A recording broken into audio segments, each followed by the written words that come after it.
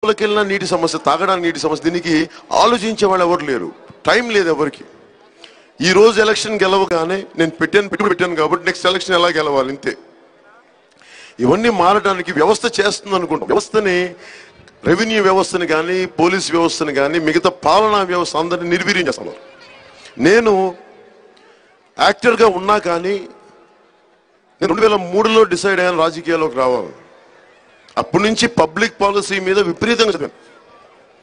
ఎందుకంటే నాకు ఇష్టం. నాకు సినిమాల్లో కంటే ఈ రోజున నేను రోడ్ల మీదకి వచ్చి మనందరి సమస్యల కోసం మాట్లాడటం నాకు చాలా చాలా ఇష్టంగా ఉంది. 100 గబ్బర్ సింగిల్ హిట్ అయినా నాకు రాని ఆనందం ఈ రోజున. మీకు ఏం చెప్పదలుచుకున్నాను, ఈ మన అకిరెడ్డి పాలెంలో భూములు కోల్పోయిన అందరికీ ఇంటి స్థలాలు మీ అందరికీ ఎలా పడితే మీకు ఒక 10 మంది కనిపి మీ అందరికి వెళ్ళి స్థలాలు ఇచ్చేస్తాం, అక్కడ ఇవి ఇచ్చేస్తామని నేను ఓవర్ ప్రామిస్ చేయట్లా. నేను ఎక్కువ ప్రామిస్ చేయట్లేదు. నేనేం చేస్తానంటే తక్కువ స్థలంలో, ఉదాహరణకి మనకి ఇలాంటి గుడిసెలు ఉన్నాయి, పిల్లలు ఆడుకోవడానికి స్థలాలు లేవు, వాటిని ఎలా బాగు చేయాలి? ఉండడానికి నివాస యోగ్యం కావాలి, బాత్రూమ్స్ కావాలి. అలాంటి ఇళ్ళకి ఒకవైపు బహుళ డబ్బులు ఉన్నాయి, లక్షల కోట్ల బడ్జెట్ ఉంది, కానీ ఇవ్వాల్సిందల్లా మనసు లేదు ఇవ్వడానికి రాజకీయ నాయకులకి. నేను సొంత డబ్బును వదులుకొని ఇచ్చేసిన వాడిని. అలాంటిది నేను ప్రభుత్వ ఖజానాకి ధర్మకర్తను తప్ప నా ఇష్టానికి నా సొంత డబ్బు కాదు. అందులో నేను బలంగా అందరికి సమానంగా పంచగలను. నేనేం చేయగలను? మనకి స్థలాలు ఎలా ఇస్తాం మీరు అడగచ్చు. అకిరెడ్డి పాలెంలో భూములు కోల్పోయిన అందరికీ ఇంటి స్థలాలు కావాలని అడిగాను. ఓకే, నేను ఎలా ఇస్తాను, నేను ఎలా తీర్చగలనంటే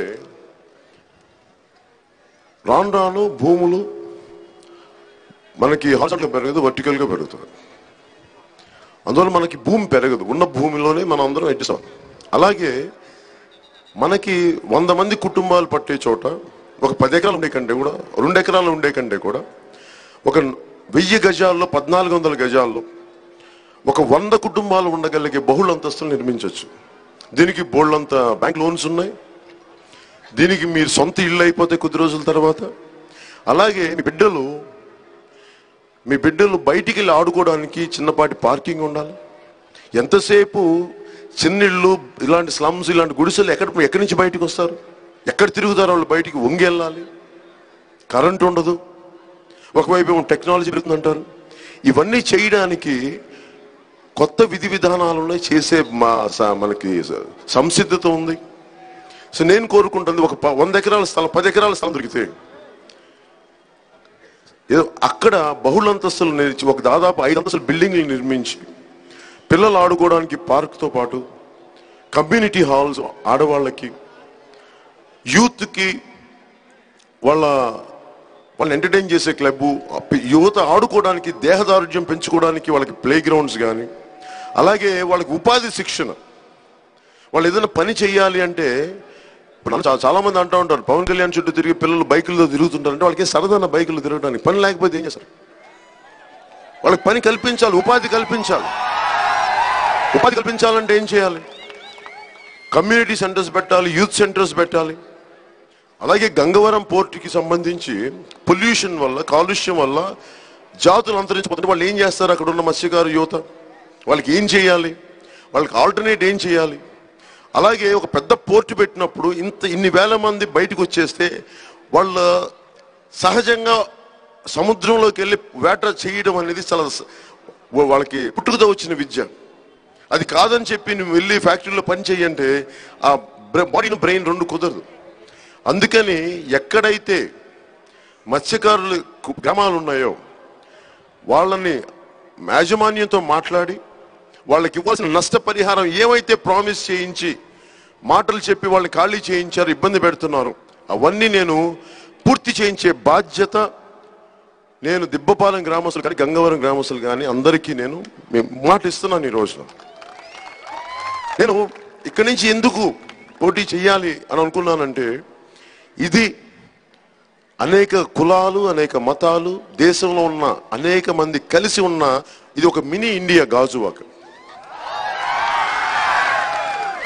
గాజువాకని గనుక ఒక మోడల్ నియోజకవర్గంగా చేయగలిగితే భవిష్యత్తులో గాజువాకని మోడల్ తీసుకుని భారతదేశం అంతటా వెళ్ళాలని నేను మనస్ఫూర్తిగా కోరుకుంటున్నాను. ఇది నేను ఏ బేసిస్లో చెప్తున్నానంటే, హెర్నాండో డిసోజా ఒక పెరుగిన ఆర్థిక శాస్త్రవేత్త ఒక ఆయన ఉన్నారు. వాళ్ళకి ఇప్పుడు నేను రోడ్డు మీదకి వెళ్తుంటే నేను ఎట్లా ఆలోచిస్తానంటే, ఒక చిన్నపాటి తోపుడు బండి ఒక మనకి ఫుట్పాత్ వ్యాపారి కొడుకుని నేను, లేదా ఫుట్పాత్ వ్యాపారం చేసుకునేవాడిని. నన్ను ఎక్కడికి వెళ్దామంటే, నేను వ్యాపారం చేసుకుందామంటే నాకు లైసెన్స్ ఎక్కడ తీసుకోవాలో తెలీదు. ఒకళ్ళు తీసుకుంటే నన్ను మన పాలనా వ్యవస్థలో ఉన్న అధికారులు ఏమంటారో తెలీదు, పోలీసు వాళ్ళు ఏమన్నా అంటారా అని తెలియదు, ఎక్కడ లైసెన్స్ తీసుకోవాలో తెలియదు, తీసుకున్నా కానీ నన్ను వేధించే వ్యవస్థ. నేను ఎలా ఆలోచిస్తున్నానంటే, ఇది ఒక సగటు మనిషి బతికే ప్రాంతం గాజువాక, చిన్నపాటి చిరు ఉద్యోగి బతికే ప్రాంతం గాజువాక, ఒక చిన్నపాటి పట్టణానికి పల్లికి మధ్యలో ఉండే వ్యక్తులు ఉండే బతికే ప్రాంతం గాజువాక. అందరూ కలిసి ఉంటుంది మినీనియా. ఎందుకంటే అన్ని రకాల ఆర్థికంగా అన్ని అంతరాలు ఉన్న వాళ్ళందరూ ఇక్కడ ఉంటారు. అందుకని ప్రతి ఒక్కళ్ళు బతికే సమాజానికి చేయాలంటే, ఒక చిన్నపాటి మన కూరగాయలు పెట్టుకునే ఒక ఫుట్పాత్ వ్యాపారి కూడా బతకాలి అంటే, నేను ఇది ఆర్థిక శాస్త్రవేత్త నుంచి నేర్చుకుంది. నేను ఆఫీస్లో కూర్చొని, నేను ఎందులో పైన కూర్చొని నాకు సమస్యల పరిష్కారం దొరకవు.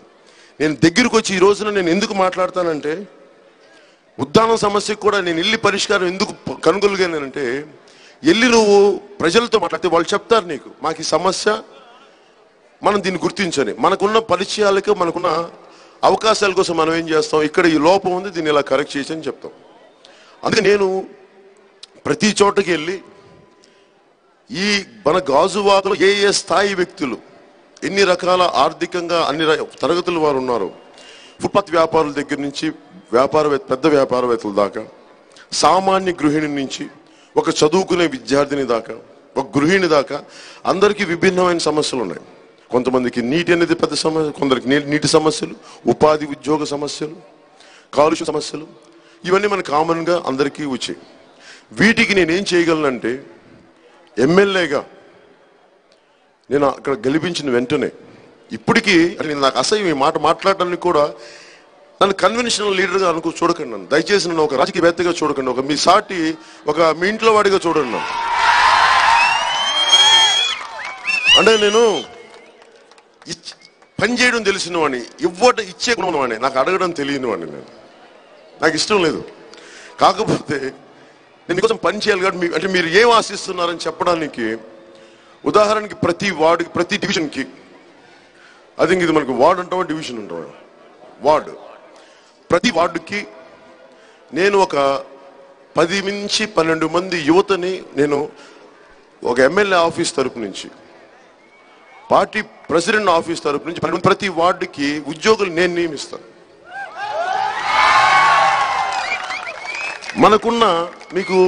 నాకు భూములు పరిహారం రావట్లేదు, లేదంటే మనకు ఉపాధి అవకాశాలు ఉండట్లేదు. నాకేంటంటే చాలా చోట్ల ఉపాధి అవకాశాలు కనిపిస్తున్నాయి, నేను ఒక బ్రిడ్జ్లా పనిచేయగలను. సో ఒక్క పవన్ కళ్యాణ్ అన్ని వార్డులో తిరగలేడు కాబట్టి, జనసేన భావజాలను అర్థం చేసుకున్న యువతని పార్టీలోకి తీసుకొని వారికి నేను ఉపాధి కల్పిస్తాను. ప్రతి వార్డులో 12 మందికి ఉపాధి కల్పించి, 10 నుంచి 12 మందికి ఉపాధి కల్పించి, వారికి నేను ఇది మానిటర్ చేస్తాను. నేను టైం టు టైం వస్తాను ఇక్కడికి, నేను పరిశీలన చేస్తాను. ఎందుకంటే సమస్యకి పరిష్కారాలు చాలా అమోఘంగా ఉన్నాయి, కానీ మనసు పెట్టాలి చేయడానికి. నాకు ఇది సెల్ఫ్ సఫిషియెంట్, ఎవరి మీద ఆధారపడకుండా, నీటికి సంబంధించి ఎవరి మీద ఆధారపడకుండా చాలా క్లీన్ అండ్ గ్రీన్ గాజువాకం చేయాలన్నది నా బలమైన ఆకాంక్ష. ఉపాధి అవకాశాలకి ఇక్కడ మనకు అనుకోకుండా ఫస్ట్ ఇక్కడ ఉపాధి అవకాశాలు లేకపోతే బయటికి వెళ్ళే పరిస్థితులు తీసుకొద్దాం. ఇవి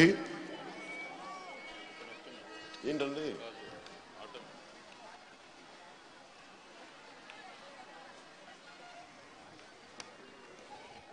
అంటే నేను ఎలాంటి వ్యక్తినంటే, నేను ఫస్ట్ ఆలోచించేది పారిశ్రామికవేత్తలు వీళ్ళందరి గురించి ఆలోచించు. నేను ఆలోచించేది ఏమి ఆధారం లేని ఒక సగటు మనిషి, వాళ్ళ గురించి ఆలోచిస్తాను. రోడ్లు శుభ్రంగా ఉండాలని చెప్పేసి ఫుట్పాత్ వ్యాపారుల్ని ఇక్కడి నుంచి తొలగించేయండి అంటే ఫస్ట్ బాధపడే వాళ్ళలో నేను ఒకటి. ఎందుకంటే మనది భారతదేశం ఉపాధి అవకాశాలు కల్పించేది ఇన్ఫార్మల్ సెక్టర్.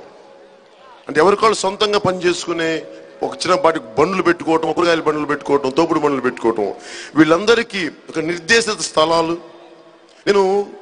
ఒకసారి నేను న్యూయార్క్ వెళ్ళినప్పుడు ఒక చిన్న తోపుడు బండి అతను ఉన్నాడు.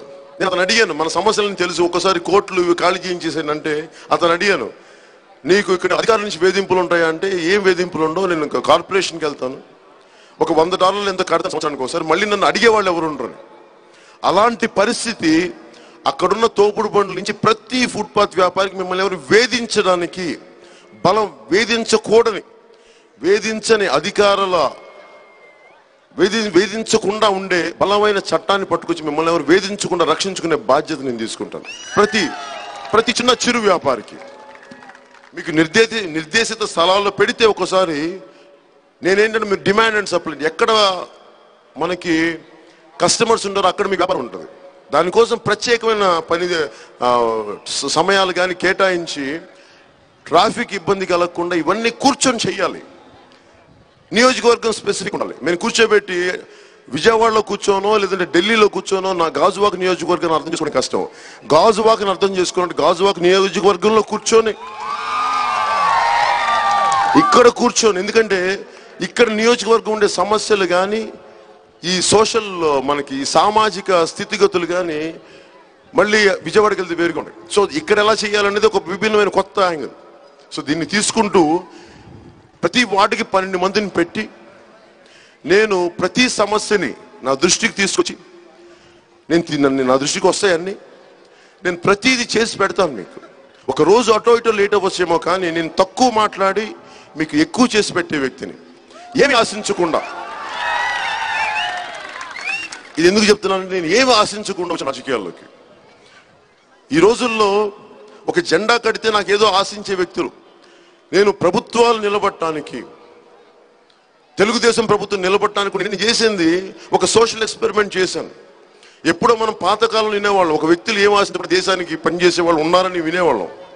ఇంకా బతికున్నారని చెప్పడానికి నేను ఆ పని చేశాను. తెలుగుదేశం అది సరదా కాదు, నా తెలుగుదేశం వాళ్ళు నన్ను వాడుకొని వదిలేస్తాను తెలుసు కూడా చేశాను. నన్ను అందరూ తిట్టారు, మా ఇంట్లో వాళ్ళు కూడా. నేను వాడుకొని వదిలేస్తాను, నువ్వు అంత బుద్ధి లేకుండా ఎలా ఉంటామని. బుద్ధి లేకుండా కాదు, చాలా జ్ఞానంతో ఉండి చేశాను ఆ పని. అది అర్థం చేసుకోవడానికి అంత హృదయశాలితం ఉంటుందా అంటే, ఇది నా సమాజం, నా దేశం కోసం నేను చాలా త్యాగం చేయగలను, నిలబడగలను.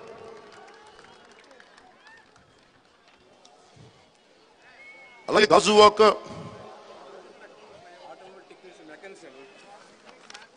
నా దగ్గరికి వచ్చింది Gajuwaka automobile technicians welfare association నుంచి. వీళ్ళకి ఇవ్వాల్సిన స్థలాన్ని పారిశ్రామికవేత్తలకు ఇచ్చేశారు, వీళ్ళ అవసరాలను పక్కన పెట్టేశారు. నేను నిలబడదలుచుకుంది ఎందుకు గాజువాక అంటున్నానంటే, చిన్న మత్స్యకారు గ్రామాలు వీటన్నిటితో పాటు చిన్న సమాజంతో పాటు ఈయన లాంటి మెకానిక్స్, అంటే గవర్నమెంట్ ఎంప్లాయ్మెంట్ ఉండదు ఇక్కడ, స్వయం ఉపాధి. మరి వాళ్ళకి కావాల్సింది ప్రభుత్వాలు ఏం చేయాలి? పరిశ్రమలు పెట్టని పారిశ్రామికవేత్తలకి, కాలుష్యం చేసే పారిశ్రామికవేత్తలకి వేల ఎకరాలు ఇస్తున్నప్పుడు, మనందరికీ ఒక బండి ఆగిపోతే రిపేర్ చేసే మెకానికులకి కనీసం 100 ఎకరాల స్థలం కూడా 10 ఎకరాలు కూడా స్థలం ఇవ్వలేని పరిస్థితులు. కొన్ని వాళ్ళు ఎంతమందిని ఎంప్లాయ్ చేస్తున్నారంటే కొన్ని వేల మంది ఉంటారు దీంట్లో. సో వీళ్ళకి నేను ఈ రోజున గాజువాక మన అక్కిరెడ్డిపాలెం నుంచి మాటిస్తున్నాను. Gajuwaka automobile technicians welfare association కోరిక మేరకు నేను మాటిస్తున్నాను.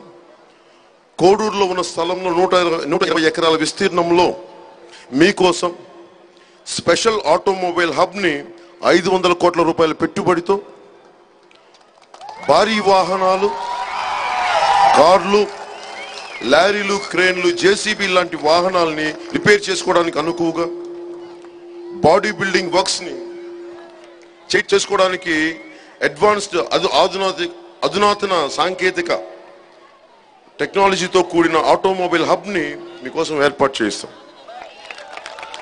పోనీ దీనివల్ల ఏం జరుగుద్ది అంటే, నేను ఇందాక చెప్పాను కదా ఉపాధి అవకాశాలు ఎలా పెరుగుతాయి అంటానికి, దీనివల్ల 20,000 మంది గాజువాక యువతకి ఉపాధి అవకాశాలు వస్తాయి. ప్రభుత్వం 10 లక్షల ఉద్యోగాలు క్రియేట్ చేస్తానని చెప్పడానికి 10 లక్షలు ఒక చోట కాదు, ఇక్కడ 20,000, ఇంకో చోట 30,000, ఇంకో చోట 5,000, ఇట్లా అన్ని కలుపుకొని వచ్చిన అత్యంత తక్కువ కాలంలో 10 లక్షల ఉద్యోగాలు క్రియేట్ చేయడానికి మేము ఈ ఆటోమొబైల్ హబ్ని కానీ ఇక్కడ బలంగా నిలబడి 500 కోట్లతో ఏర్పాటు చేయగలిగితే ఒక 20,000 ఉద్యోగాలు గాజువాక యువతకి బలంగా వచ్చే అవకాశాలు చాలా పుష్కలంగా ఉన్నాయి.